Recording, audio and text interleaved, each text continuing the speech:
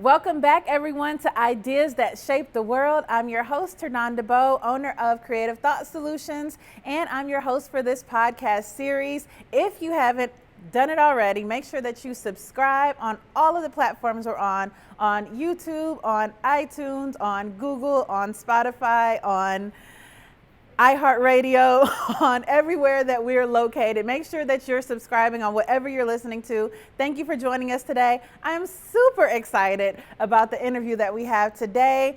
I've been doing business myself with Hotcards for the longest, and I have the CEO of Hotcards here today. He's the CEO of Hotcards and Become Known, and it's John Gadd. Now, John is an entrepreneur, and he started his first neighborhood landscaping company at 10 years old. John has founded and co-founded multiple companies in the software, marketing, and advertising industries. Currently, John is the chairman of Become Known, a group of marketing and media companies, which includes Hotcards, Space and Sanford Social. Throughout his career, John served as strategic counsel to C-level executives at Fortune 300 companies and frequently speaks on the topics of entrepreneurship, marketing, and culture. He is a former board member of Big Brothers Big Sisters Northeast Ohio, now known as Torchlight Youth Mentoring Alliance, East City, Lake County, co-chair of Cleveland Rock's New Year's Eve 2014 and 15, and currently co-chairs the Republican Party of Cuyahoga County Advisory Council. He's a board member of the Chagrin Documentary Film Festival, as well as the Chagrin Education Foundation, and sits on the marketing committee of the United Way of Greater Cleveland. He was named to Crane Cleveland's prestigious 40 Under 40, Printing Impressions 20 Under 40, Print and Promo Magazine's 15 Under 40. He was Ohio Cancer Research 2018 Honoree of the Year and holds a Guinness World Record for the most number of people doing simultaneous full body burns, which seems totally unrelated, but sounds pretty cool though. Welcome, John. Thanks, Jordan. Thanks for having me. No yeah, problem. That's always a good, sometimes a good place to start because people want to know why the hell I would set myself on fire. But we'll get into that, I'm sure. Yes, we will. Well, thank you again for being a part. And so the entrepreneurial bug bit you when you started your neighborhood landscaping company at the age of 10, and you did it to get a go-kart. Yep. And you did landscaping to buy your first computer. Now, how did you know to be an entrepreneur? How did you know that this is something that you were passionate about? You know what, I think first out of necessity, because I wanted this go-kart so bad that, we grew up, we didn't have a lot of money, and my mom said, if you want to go out and get these things in life, you got to go work for them. Right. And that was really, she kind of pushed me out of the nest and said to do that. Now my mom, I was raised by a single mom, amazing lady. She was an entrepreneur. She was in the headhunting business, the staffing industry. So I always saw her doing what she does, being an entrepreneur and running a business and finding a way. When I was the youngest of four, so when I was coming along, it was sort of the end of her career there. And again, we were not, super well off by any means. And she taught me that value of hard work. And again, said if you want it. And I bet you if we had $1 bazillion, she would have done the same thing. That's just her character and what was in her. But yeah, she said go out and make some money. And I just started literally knocking on doors of my neighbors and said, can I mow your lawn? And most of them did not trust a 10-year-old to mow their lawn at first, which was a good move on their part. So I pulled a lot of weeds and raked a lot of leaves and just kind of built that book of business over the next couple of years around my neighborhood and some other neighborhoods nearby. And I didn't know I was an entrepreneur at the time. I wasn't studying entrepreneurs. I didn't even know the word, certainly couldn't spell it. Right. But I knew that I needed to find a way to make money, and that's how I did it. Wow. So you knew that you wanted to get something and you went out and got it. You had the idea that if I can make money to get what I want, then I'm going to go out and do it. Yeah. That's funny because that reminds me of my 14-year-old son. He's like, okay, if I can't get a job, then I'll learn how. He just taught himself. Well, I taught him some, but he taught himself a lot of graphic design and marketing stuff himself. And so he started his own company. So that sounds about the same. Like, okay, if you want all of these things, then you need to learn how to pick up a skill set to be able to go get the things. 100%. And so what type of support did your mom give you? Being that she was an entrepreneur herself, what type of support did she get you, did she give you as you were coming into understanding that you wanted to own your own business? You know what, it was, and it's funny, it's a lot of the things that you still need today as an entrepreneur. And just because you go out there and sort of make something for yourself, or you go and work for something, doesn't necessarily make you an entrepreneur. Like, great people in business, great people in philanthropy, great people in education, that they all have to do that. You have hard work is sort of that central focus. So Right. she certainly taught me that, which again, I could have taken into any other career. And in fact, I wanted to be in the CIA growing up. That was actually my dream, was to be in the CIA, Oh, not wow. to be an entrepreneur. But what she gave me more than anything was just that constant encouragement and motivation to be able to overcome the challenges that come along with entrepreneurship in particular, which again, for a 10, 11, 12-year-old are not as significant maybe as, you know, today making payroll or making sure that we don't get attacked by cyber criminals or whatever it might be. Right. But that motivation to keep putting in those hours, that motivation to find a way to, you know, get through whatever challenge it was I was facing. She was very, very good about that. That's good. That's good that she was supportive, because some parents are like, well, you know, go and get a real job, you know, as some parents say, because they have they grew up in a different time and they have a different frame of thinking. Sure. But it was good that she was able to support you, to be able to give you the guidance that you need on the journey. So with your company Flozio that you started, where were you, about 20, 22? 22, yeah. 22 when you started that. Where did the idea of that company come from? So my very first job out of high school was selling industrial printing presses, like big multi-million-dollar printing presses, and even really small ones too, but industrial printing presses. So my customer base were printers. And all of my best customers, their company names ended in .com. And one of those in particular was actually Hotcards.com. It was before I bought the company in 2012. The founder of the company, a great entrepreneur named Columbus Woodruff, was one of my great customers. And here's a guy too, again, who showed faith in me at a very, very young age. I was like, you know, 18, 19 years old when he signed a 7-figure deal with me. Wow. But my great customers were all .coms. And what I saw happening in the printing business, which was happening in all sorts of industries, was if you weren't online, you were in trouble. Yeah. And so Flozio was a way for us, it was a software company that I co-founded with some great entrepreneurs to create software that help printers get online, so they could compete against the Vistaprints of the world, which everybody knows that name, Right. and even at that time, the Hotcards of the world too. So we founded that in 2012, ended up selling that to our biggest customer in founded it in 2008, sold it to our biggest customer in 2011, and then in 2012, I bought Hotcards. Wow. Okay, so you had this idea. So what it sounds like you did, if you guys are paying attention, I hope that you are, is you got into a market, you learned that market, and then you found where the gap is in that market. You found that, you know, the online space, which is a fast-paced space that everyone is trying to get on now, but you found that there was a segment of people that were not online yet, or not become known. I like it. Good. Nice plug. Becoming known online. Yeah. So you filled that gap for them, which then, you know, created a company for you that I'm sure that you had little to no competition, or did you have competition? We had very, very little competition. So kind of leading up to that, you know, I went to military school for high school, and I got booted out of there. I was a big time derelict, and I'm not sure everything has changed, but I got booted out, and that was actually what killed my whole dreams of the CIA. Okay. And because I was going to go to West Point and then into the, you know, service and so forth. And so I was like, all right, well, that's off the table. What am I going to do? Right. And that's when I, you know, ended up getting this job during my summer break after my senior year. Yeah. And so I got into that printing business. I had no understanding or knowledge of the printing industry at all. I didn't realize how ubiquitous it was. I mean, print is all around us. Like, everything's printed. We don't really realize that. And so I found out how enormous this business was.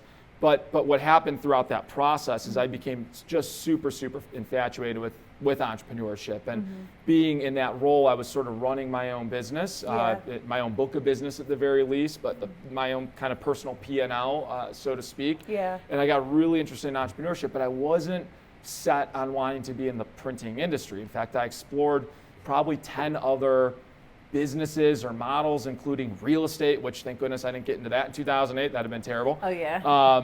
But I kept coming back to what I was seeing with this gap that you described in the printing business, where there were tens of thousands of printers in the United States who were just missing the mark on the future of print, which was that it was going to be bought online. Right. And it just kept drawing me back in, and then so we decided on this particular software because it was actually a bit of a niche. We had a particular product line within the printing business that we helped printers sell online, and it had very little competition. Big competitors, FedEx Kinko's, or now FedEx Office, was one of our chief competitors. Okay. And another company that some people might know about, Mimeo, which was like a super highly funded venture capital backed company. But that was really about it.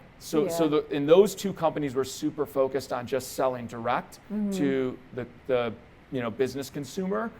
We took the model of white labeling our software, giving it to printers, giving it to print brokers, distributors, and saying, take our software, brand it however you want, and go out there and sell this product to the world. And that was our sort of unique spin, and that helped us take off very quickly. Wow. So, and I didn't even realize until like the last couple of years how big that white labeling is for companies, and it can help a company scale very, very quickly. So that was a unique approach that you took to that.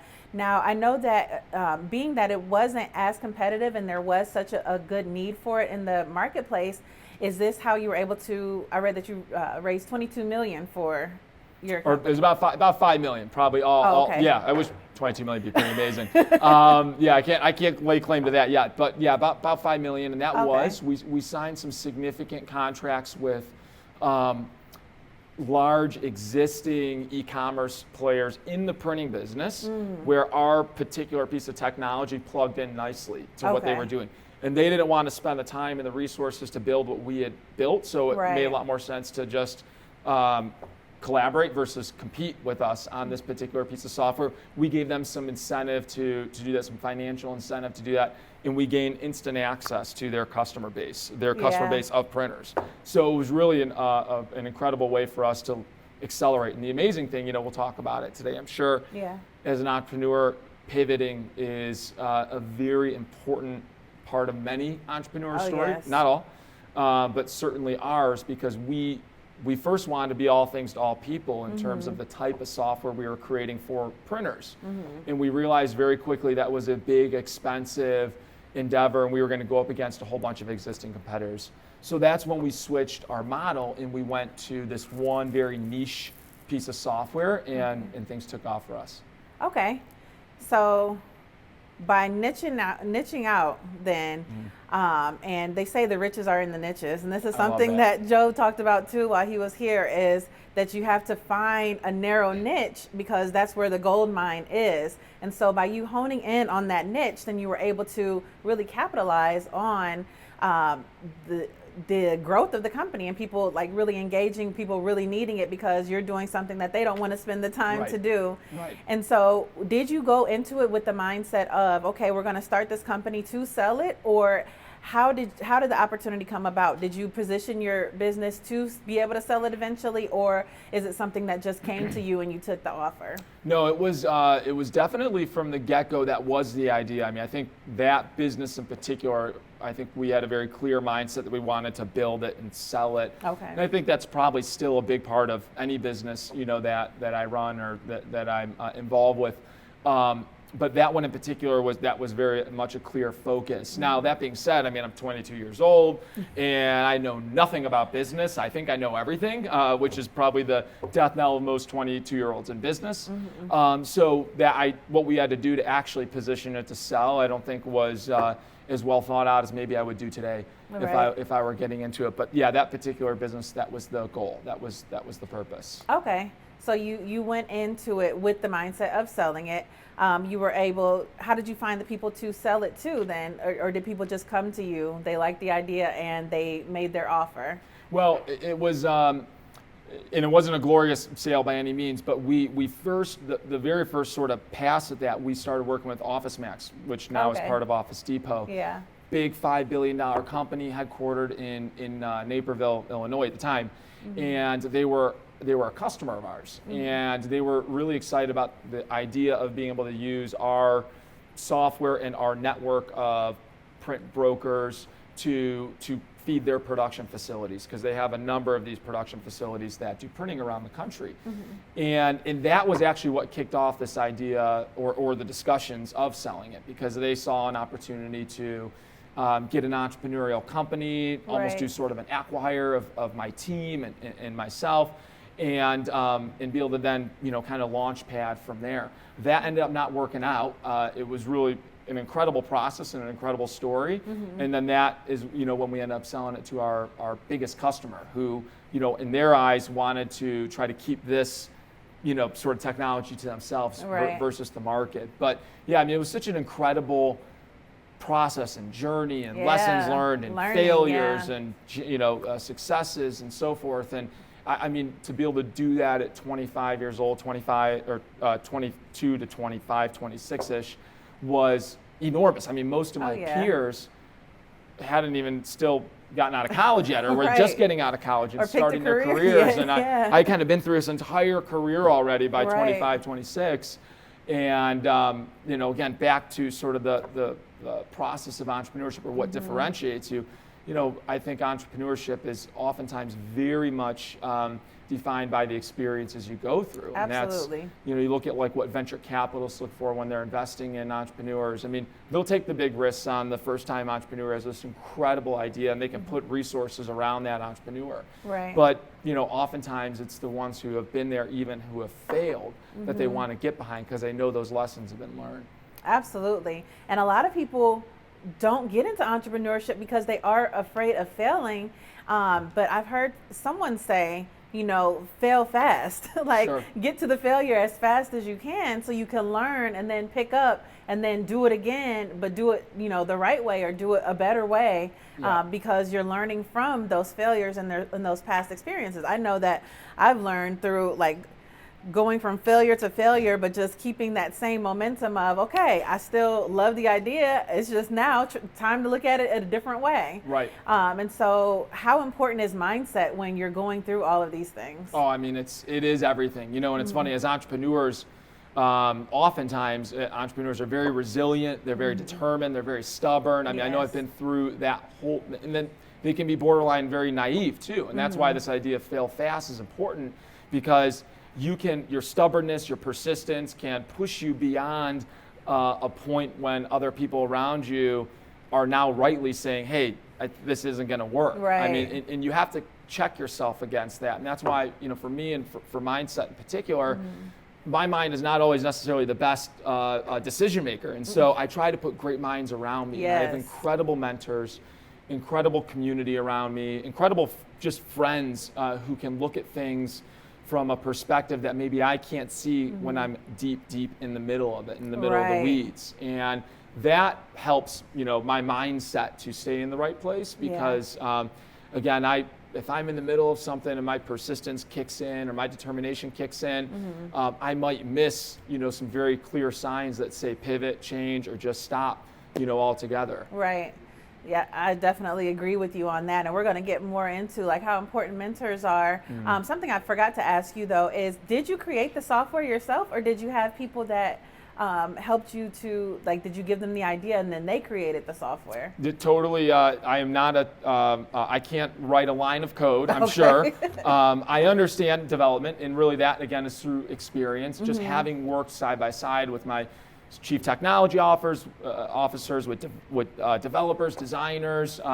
And really, I like to say I understand what's possible and what's not. And so it makes communicating with people who actually have to implement these ideas a lot easier. So my role in particular in that company was to write what they call the business requirements, sort of what we need the software to do so that it can satisfy the needs of the customer and the client. Wow. And oftentimes that was literally drawing out screens, wireframes that described what each step of the process would be.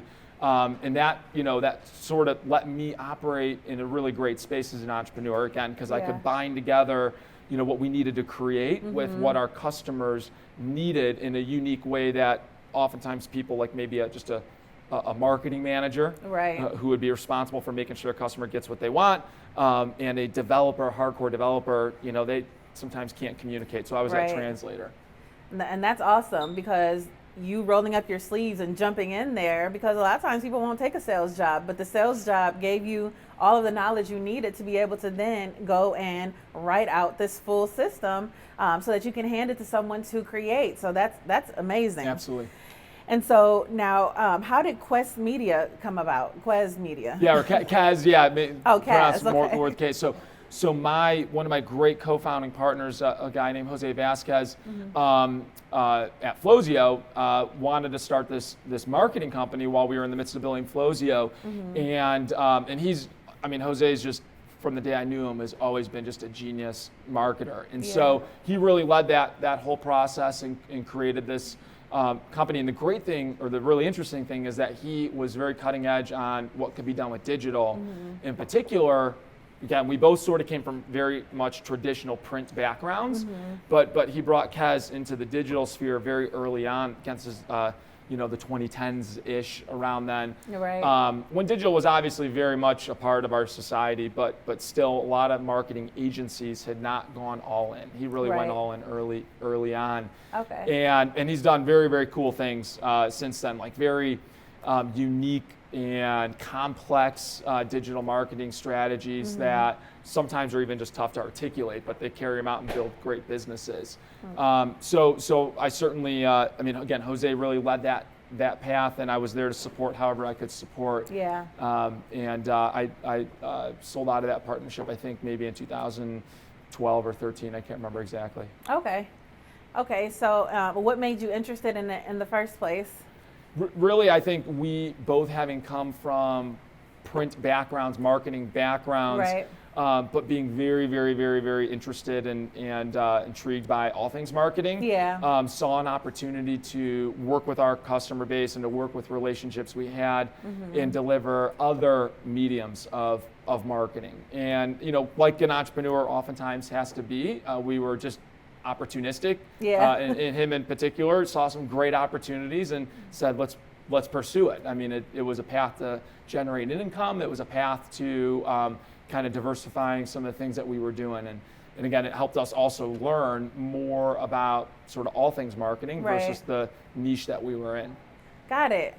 So you being in sales, your job was at that time to then persuade people to understand why they needed what you were selling. So do you find that skill set translated when you were getting people to buy into your ideas as investors and partners? Yeah, totally. Like, how do you feel that skill worked hand in hand with that? Yeah, it's hard work and sales, to me, have always been the two really unbelievably important, I think, foundations for entrepreneurs. Because you're not gonna get it. You're not gonna get through what you need to get through if you don't have that hard work ethic and that determination, that persistence, that optimism. It all kind of wraps up in one. Right. But selling, I mean, you got to sell your product once you got your product built. But before that, you got to convince people to leave really safe and secure jobs to come join your not so secure startup, or you got to invest or convince investors to put capital behind an idea where everybody knows the statistics against startups are not good. 90% of them fail or whatever it is. I mean, it's a huge risk. So if you don't have the ability to sell and to persuade people to join you in this mission, it's going to be very, very tough to get far at all. So when you look at some of the greatest companies in the world that, even today, that make a name for themselves, I mean, they have great salespeople at the and you might not look at them as salespeople, but you don't realize that's really what they are. Right. Something that someone has said to me before, they were just like, everyone's a salesperson. Like, even when a guy is dating a woman, he's selling a woman on you better believe it. Probably overselling a woman. Right. Selling someone on why they should be with them, or you're constantly selling, and we don't even realize how much that we sell. But when we think and when people get in their heads about selling, then it's like, oh no, I don't want to do that. I don't want to be the salesperson. But it's like, but you're selling people every day. You sell your kids on why they should eat vegetables. You sell, you sell pretty much everything. And so I love that you were able to take that background that you have and apply it to being able to sell then an idea. Yeah. Because that is really what helps shape the world, is being able to get an idea, act on it, and then help other people and convince other people why they should buy into your idea, so that then it can take off and spread. Absolutely. And so that's great that you were doing that. Okay, so I love this quote that you said when you were speaking at Startup Scale Up. You said, "For most people, tomorrow is a magical land where 99% of all human productivity, achievement, and motivation is stored. Those humans are not permitted to work at Hotcards." Yeah. I was like, that is great. And so how have you gone about creating a culture and hiring the right people for your businesses? Yeah, I love that quote. Definitely not my quote, except for those people are not permitted to work at Hotcards part. But the first half of that, I don't know who said it, but it was great. And you know what? So culture, and I'm glad we're talking about this. Culture is a huge part of all the businesses that we run. And Hotcards, from the very beginning, I mean, Columbus, who founded Hotcards, had an incredible culture. That was really what got Hotcards to where it was. And I like to say, we took a nice, campfire and turned it into a bonfire. But he had a great culture going already. Mm-hmm. And I had a certain set of beliefs and what I like to say behaviors, core behaviors versus core values that define my culture and sort of the culture of the companies that I run. Yeah. And so I brought that into Hotcards immediately from day one. And you know what, that weeded out some folks who were not, necessarily a fit with the culture that I wanted to see Hotcards carry forward. Right. So one of the biggest things though that I always talk about in regards to culture is behaviors versus values. I like to say, people talk about core values, they put them on the wall, but behavior, and those are nice and people can aspire to them, but I like the word behaviors because it's so tangible. Mm-hmm. It's so visible. Like the first core behavior in our culture book at Hotcards is smiling is a rule. Mm. And you can, there you go, you're smiling. There you go, you're following the rules. Right. But you can see a smile, right? But there's a lot that you can read into with that, and there's a lot behind just that idea of smiling as a rule. Sure, when people walk into our building and they see our reception desk and they talk to our teammates up there, we want them to be smiling. We want a super positive, warm welcome, but the idea of positivity and optimism is crucial to building a business. You have, when challenges come your way, it's the people who face it with optimism that I will get through this. I don't know how, right, but I will get through this, that they win. Right. Most of the time they win. The people Very who say, true. "Oh my God," and they hide and they run from it and they face it with negativity, those challenges end up becoming the end of your company. Yeah. So it's much deeper than just simply smiling. Mm-hmm. But again, it's a tangible way to describe a very important ethos that we have. So I stole this from a great friend of mine, a mentor of mine, a guy named Scott Lowry, who used to run a company called Fathom. I think he's a chairman now, or still the great digital marketing company. Mm-hmm. But he says the way they hire is not a culture fit, not a fit. And it's like it kind of stops there. Like they make sure, and we make sure now, that you are absolutely a culture fit first. Right. And then all the technical stuff. You're an amazing graphic designer. You're an unbelievable salesperson. You're an incredible web developer. You're an amazing just marketeer.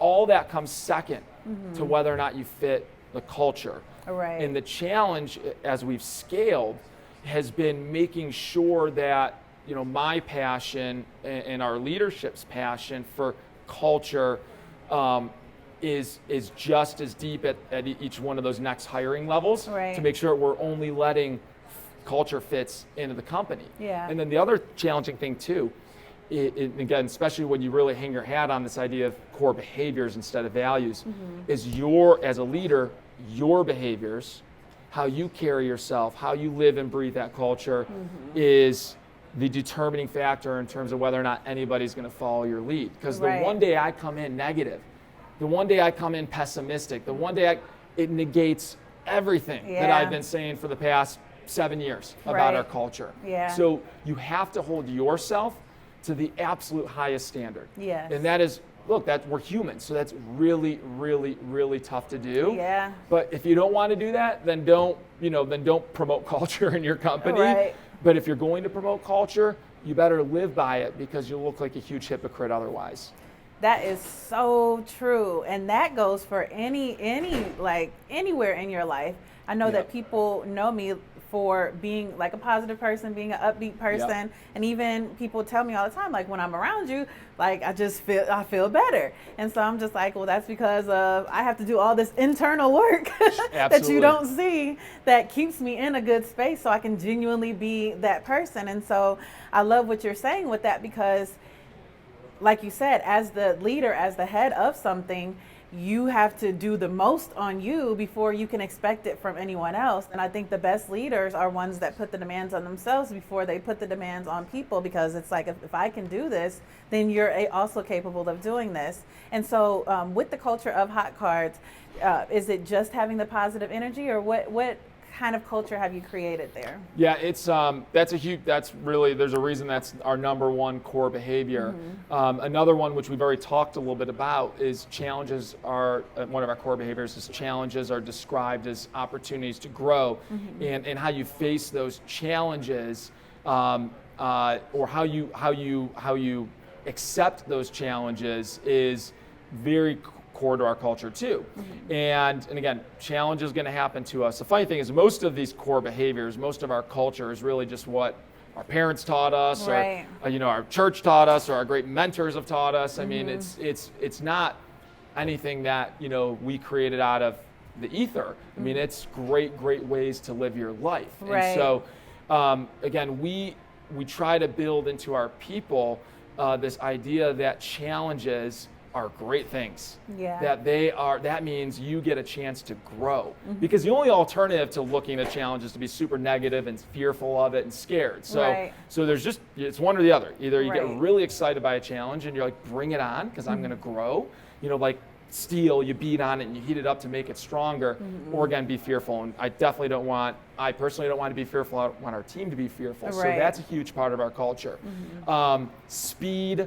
One of our core behaviors is just do it. So speed, I guess if I could summarize it, is a huge part of our culture. Again, very tangible thing. This idea of just do it, steal from Nike's tagline.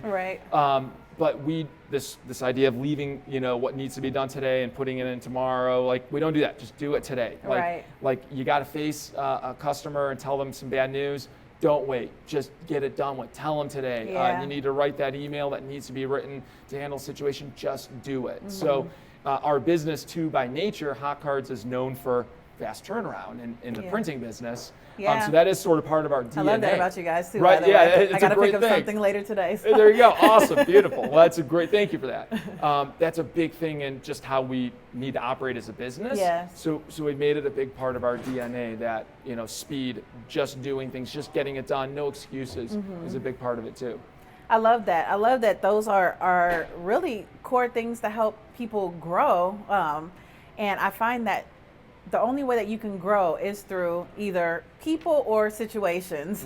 And so when faced with either a person who may be difficult or a situation that may be difficult, that is when you go inside to say, okay, I didn't realize I had so much within my toolbox to be able to use to get through this, but I would not have known that had this not come my way. And so I love that you help them to shift their mindset at the very beginning of it, so that they know, okay, I'm already prepared mentally to face this, and so now I just have to do it in real time. Absolutely. And so I love that you've built that in there. I'm just going to tell you a few things that I love about Hotcards. Please. And so I love when I call and it says, hang on. Sometimes when you get a automated voice, you're just like, okay, here we go. Press 1, press 3, press 9, press 17. But when Hotcards, it says, hold on while we go grab a human for you. I love that. I love that, and I've never heard that done before. And so I love that, because I know, okay, I get to talk to someone like as soon as I call. I love when there is an element, as soon as you walk through the door, you see the arts, you see the culture, and then when you walk through the actual door, everything screams, Hotcards, from the I think it's something there with matches on it. Yep. It's like a piece of art. Yeah, it's literally a piece of art of matches. It was matches. like 27,000 matches. I was just like, I wonder what happened if you just set one on fire. That's always my thought when I go in there. But then when you walk into the cooler and your print are waiting in the cooler, because then it's like, okay, it's hot off the press. Now it's in the cooler waiting for you. The people, when you go in, are always like, hi, how can I help you? You're never just waiting around or trying to figure things out. Or if they don't know, they get it done. Mm-hmm. And so this is why I've been with your company now, with my agency for the last 3 or 4 years now. Wow. Thanks for that, Javon. And so, appreciate that. And this is why, because of that, you can always tell a great team by a great leader. And so this is definitely a reason why, because the idea that you had, of course, you did buy it from someone else, but if you weren't a great leader, you would not have been able to do the bonfire. and it is the team. I think my one job has been to make sure that I hire the right people. Right.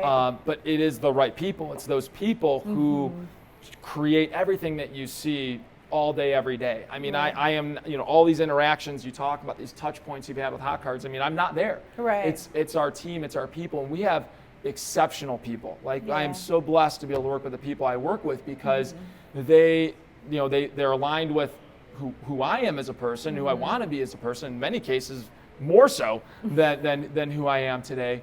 And they really carry that culture forward, and it's contagious. It's contagious with our customers. So that I just try to always remind myself that my biggest role and responsibility is getting the right people on the bus, because then, as they say in From Good to Great, amazing book, then you all figure out where to drive it. So that I try to keep my focus on making sure I get the right people on the bus.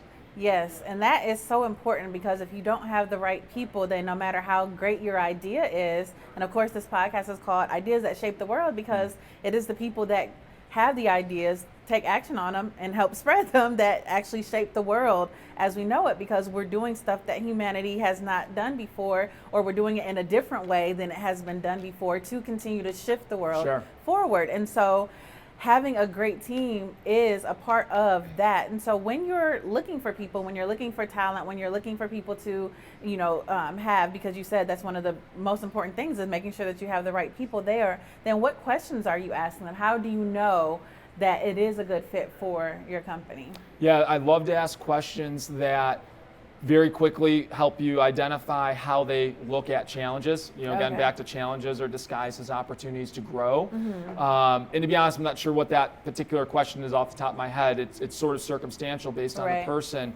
But what I'm trying to dig for is how they handle those situations, how they view those situations going into them. Are they, again, that person who gets excited by it? They don't always articulate it that way. People don't always come out and say oh, I love when, life hits me really, really hard in the face. I mean, usually you don't hear it like that. But you can tell the people who shy away from it and who run from it, or who think, woe is me, versus the people who say, you know what, I went into this knowing somehow, some way, this was all going to work out the way it needed to work out. Sometimes people talk about, their faith and how that works, and some people just talk about it through sheer persistence. But I love those things. Positivity, again, is a really just big thing I'm looking for. Optimism is a big thing. It's funny, and you know this too, with all the hiring you've done, I'm sure, social media has been an amazing place for you to figure out who somebody is, because you'll see who they really are on how they put themselves out there on social media, which is funny and contradictory to the idea that most people don't put their real selves out there, but they will say and do things on social media that they won't say and do in an interview. And if you have visibility to that, and you're like, I remember we were about to hire this lady who we thought was amazing and really did kind of pass all the sniff tests that we were trying to go for from a culture aspect. And then one of our hiring managers hit their social media and saw some really negative postings they were putting out about their other teammates that they worked with and so forth. And it was really shocking to all of us. We're like, we almost missed this. And that's when checking, social media was a big thing. But it's, and then you get the people who it's all locked down and you can't see it, and that is what it is.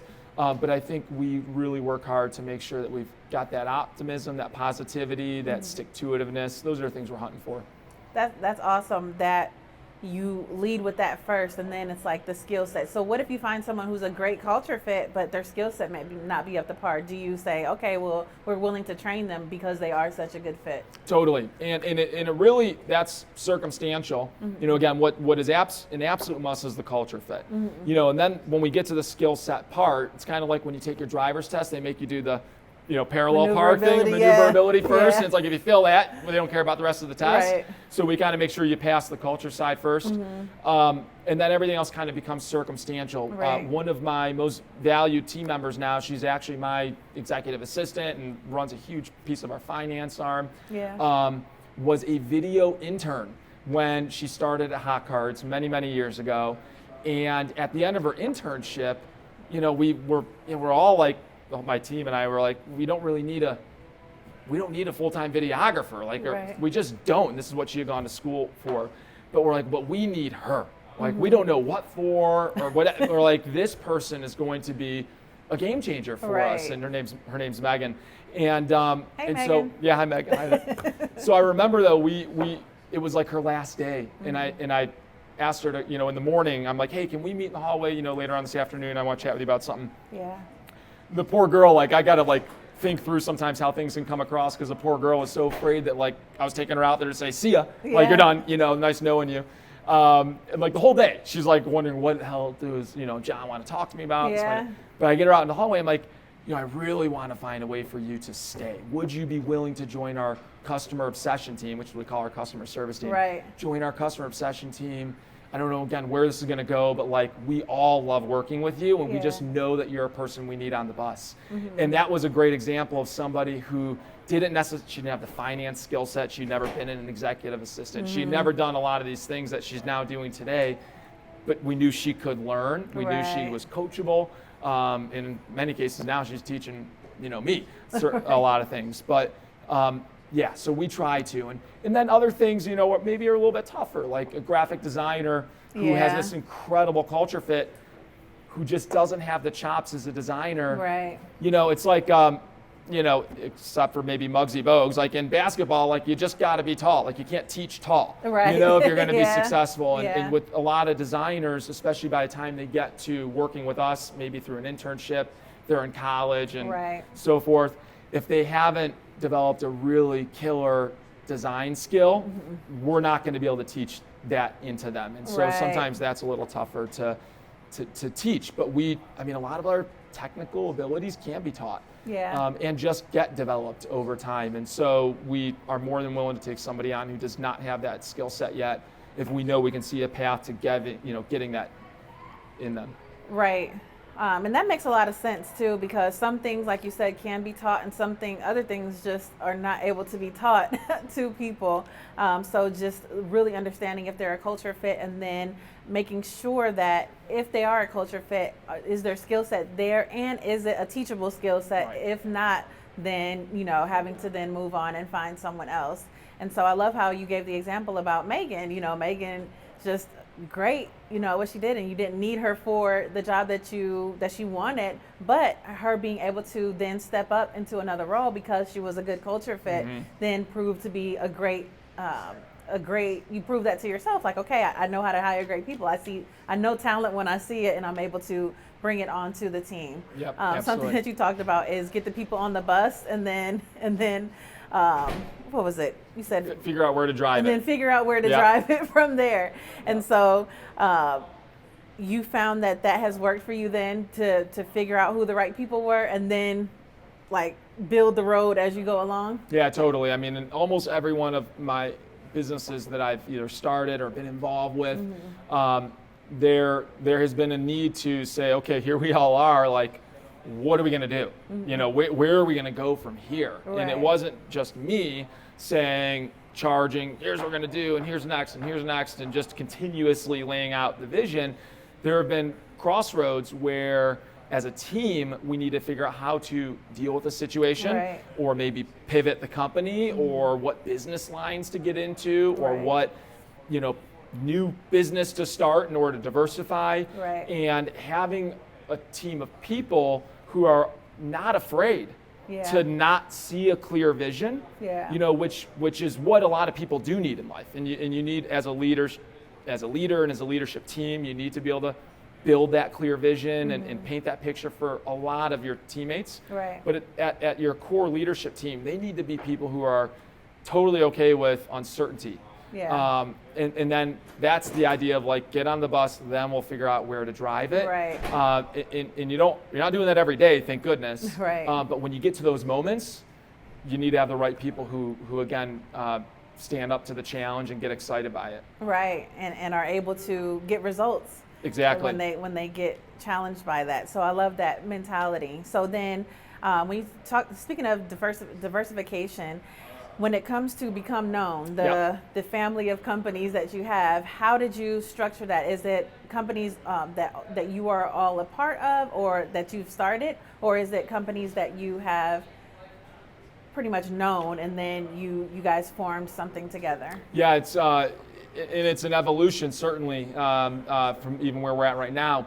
But I officially formed Become Known several years ago, 3 or 4 years ago, and the idea was to create a holding company for marketing and media related companies, which is really what we did. I have different partners in many of the different companies that are a part of it. Sort of the common thread is I am a partner in any of these companies that are a part of Become Known, whether it be wholly owned by Become Known or just through my partnership with the company. Yeah. And it was really because I think some of the first early businesses outside of Hotcards were coming to life, where I saw an opportunity for us and me to be able to serve relationships and customers with different product lines than print. In Red Space, which I found in 2013, was a venue at Hotcards in our building, and that venue turned into a really amazing way to work with people on creating experiences, so experiential marketing, which it's been very cool to own and operate that venue, because we've seen a lot of marketing companies that are 100% like, again, niche-based experience creators who have come into our venue to create experience for their clients. Like, we had some company from Chicago come in that handled an event for BMW, and these big companies hire companies like that to throw their events. They don't do them in-house often. And so that was sort of the first foray in creating a company again that could serve our customer base beyond print. We founded a company called Sanford Social. It was actually my social media director at Hotcards, a fellow named Jordan Sanford, who joined Hotcards and took Hotcards social media to the next level. Yeah. And he really got to a point where, like, we shared an office, and because I stay very close to the marketing side of Hotcards business. So naturally, social media, we decided, was a huge part of how we were going to market Hotcards. So Jordan and I shared an office. And he got to the point where he had done so much for Hotcards, it was like, you're probably the highest paid social media director in town. Like, I'm not gonna pay you any more. Like, and everybody's asking us, can we do your can we do their social? And we say, no, because we just do it for ourselves, don't worry. And as his entrepreneurial bug was growing and his skill set was growing, I said, hey, how about we go ahead and spin you out and co-found a social media agency.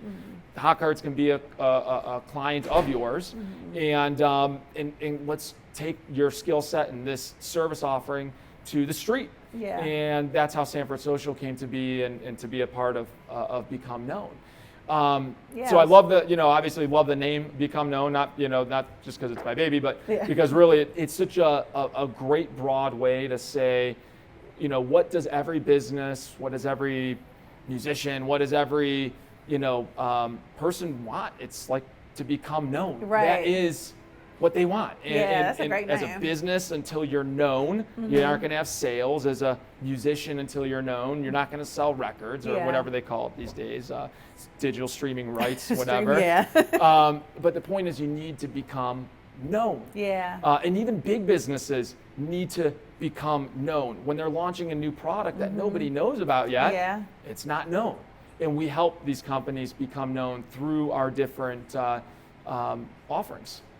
And that's awesome. And I love the idea behind it, the idea of everyone does want to become known. At some point, it's like, okay, I need to get more people. That's what makes influencers Yeah, 100%. influencers, because audiences know them, and then when they introduce something, people are like, oh, I trust them, and so they're able to be introduced to things through that because they are known, Right. and people Right. trust them. Know, like, and trust.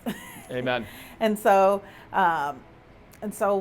as it pertains to become known, I did see Sanford Social. I see that he's done a lot of great work, like Aston Martin, and amazing stuff. Yeah, just great social media work. And so that's a great thing to be able to really be able to know how to master social, because I feel like because it's so relatively new, everyone's still trying to figure it out. So the people that have figured it out, can really, really change the game for a lot of companies and small businesses alike. Yep, absolutely. And so when it comes to, we talked about mentors earlier, and I find that, and I've said this before, my audience knows that the rule of 33% of people should be peers that you can, mastermind with and build stuff with. 33% should be people that you reach back and you pull up to where you are, and then 33% should be the people who are at where you're trying to go that pull you up.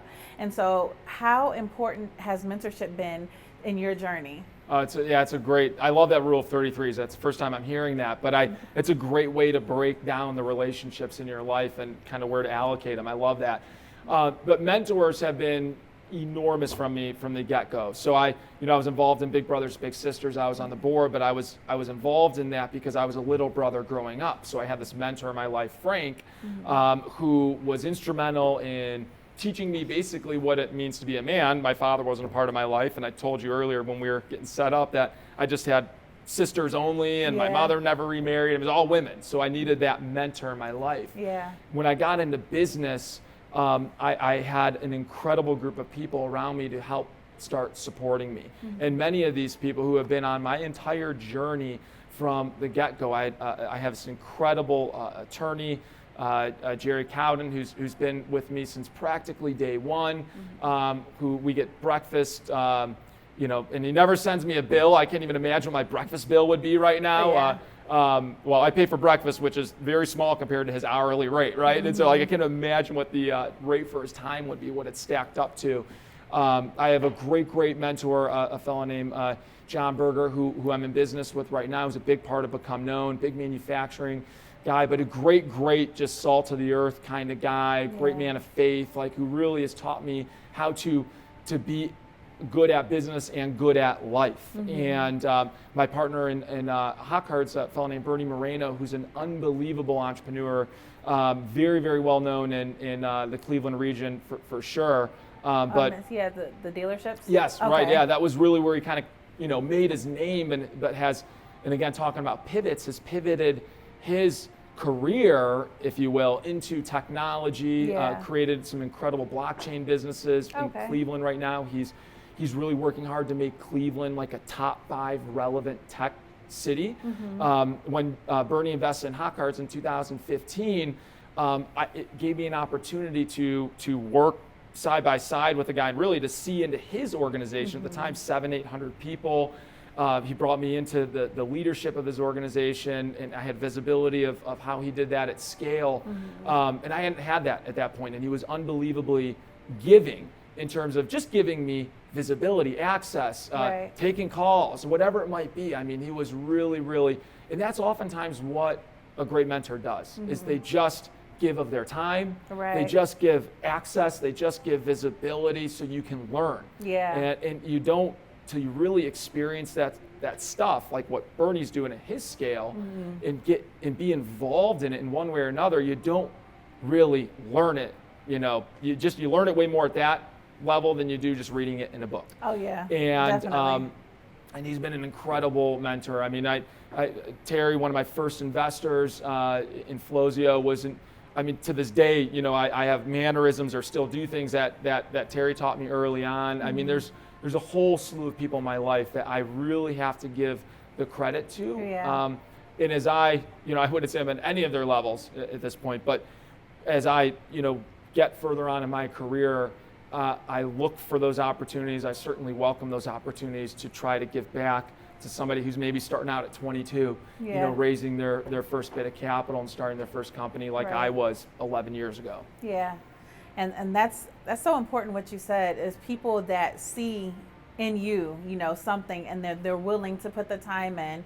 I just got a mentor last year, and from a significant, she's just great, Cheryl Perez. She has a big HR company. It was called Big HR. So there we go. Perfect. She has a big HR company here, and the amount of knowledge that she's been able to give me just from her being an entrepreneur for 20 years as opposed to my 5, is invaluable, because then I'm able to look like, oh, okay, before, and then when you're able to listen and say, okay, before I make those mistakes, let me catch this now, and you can get ahead of the learning curve and learn fast, so you can pick up that speed that you were talking about before. Yep. And so I know a lot of people tell me, though, when they're looking for mentors, like, where do you find these mentors? Like, how do I find a mentor? How do I get someone interested or to believe in me enough to mentor me? And so I know in your case, you were able to, find mentors, a lot of great mentors for you. But what would you say to the entrepreneurs that may not have or may not know where to find these mentors or where to find people to be able to help them on their journey? Yeah, it's, they're right in front of you. I think is what most people don't realize is that the mentors are really right in front of you. And I've heard people say, well, like, you can literally formally ask somebody to be your mentor, which I've had done with me. I've never personally done it. I get it. And maybe that is the path some people need to take. Right. But what I've realized is that you need to deliver value to that person over a period of time in some way or another, and that's a huge part of what gives them not only the desire to be willing to mentor you, but oftentimes gives them the confidence that if they're going to invest their time in you, they believe that it'll be a good investment because they have this experience. So again, many times you're already doing that. You don't realize you're giving that value to that person, but you are. And if you're not and you want to get closer to that person, deliver that value. Right. And then as you engage in that mentor relationship, and again, a lot of times it's just very organic, just that person, you say, hey, can we grab breakfast, and talk, or maybe you put a scheduled once a month breakfast. Bernie was really amazing about that with me early on. Once a month, getting breakfast to certainly catch up on the business that he now, had a bunch of money into, but also just to catch up on business in general and give me an opportunity to learn from him.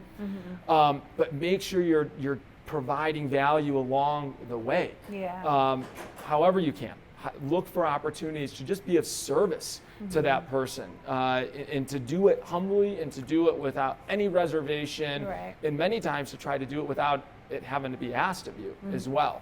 So I think that's a very important part of mentorship. You're not ever going to be able to really give them the same kind of value that they're giving you. They're giving you insight and access and experience from decades in business. You don't have that, so you're not going to give it back to them.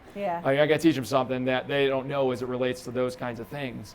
But if they say, hey, can you help me with this thing? Maybe can you help me with this foundation I'm a part of and help us with this project? You say yes, you do it, and that's where you serve. And that's how I try to reciprocate to my great mentors.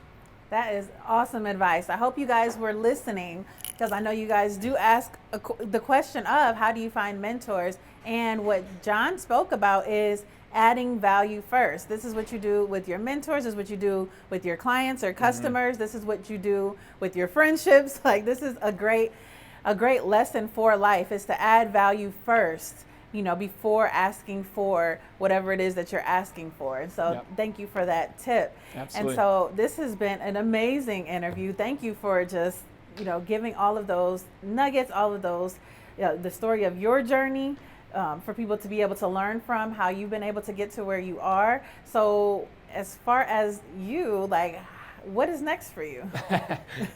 More, I'm sure, in some way or another. Growth. But I'm excited about the next journey and the next phase. I'm excited about what we're doing with Become Known as it relates to sort of diversifying the marketing services and really everything I've been doing in my career with a lot of my companies up to this point in time. There's some exciting things that we're going to do there. With Hotcards too, like, our best days are ahead. I feel like everything we've done in the 7 years since I purchased the company is going to be literally dwarfed by what we're going to do in the next year or two Yeah. alone.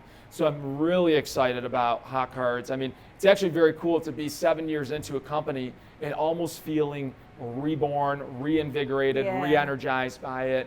And so much of that is because the team that's developed around me Yes. is just incredible. I mean, you look at it and you say, there's so much potential here with this group of people for us to do what we know we can do, and now we can Right. really do it. Yeah. So I'm really excited about that. So I think That's we'll see a great expansion with Hotcards, and I look forward to become known as an agency, we didn't get into a lot of this, but a product commercialization agency, becoming known in a big way. Right. That's going to be a lot of fun too.